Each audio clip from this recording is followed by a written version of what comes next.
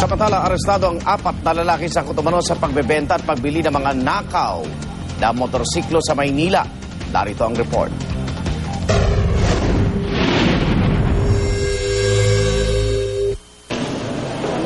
Sa likod ng malamig na rehas, bumagsak ang mga lalaking ito matapos manong masangkot sa bentahan ng nakaw na motorsiklo sa Santa Cruz, Maynila. Nagsagawa ng operasyon ng Manila Police District matapos magreklamo si Mark Joseph Rafael nang nakawin ang motorsiklo niya. Bali po mga bandang alas 12 nung pinarada ko yung motor. Sabay po mga alas 2, dumaan pa po yung pinsan ko nandun. Kaya lang yung cover ng motor na tanggal na po. Ngayon, bali nung mga bandang 2:30, may nakakita na po na inaakay na yung motor, tinutulok na po pababa sa lugar namin. Sa tulong ng isang informant, natunto ng motorsiklo at naaresto ang sospek na isang Khalil Gebran.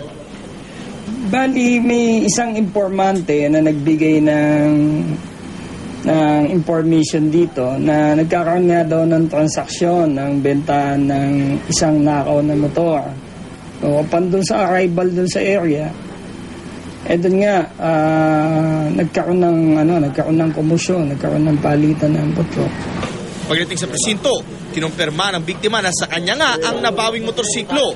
Nang suri ng cellphone ng sospek, dito na nakita ang ilang text message tungkol sa illegal na transaksyon.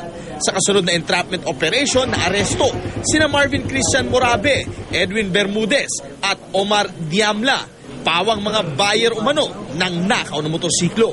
Nabawi mula sa kanila ang 6,000 piso na gagamitin umanong pambayad sa nakaw na motor. Kanya-kanyang paliwanag naman ang mga sospek. Wala po alam dito, sir. Paano ginawa? Ano sino nagdadala sa'yo ng mga... Hindi, wala po. Napasama lang po ako, sir. Nagdidil lang kami, middleman lang. Titignan pa lang yung motor, di pa buwibili. Titignan pa lang. So, tapos bigla nagkaulian na. Naharap sa reklamong paglabag sa anti-fencing law ang mga sospek.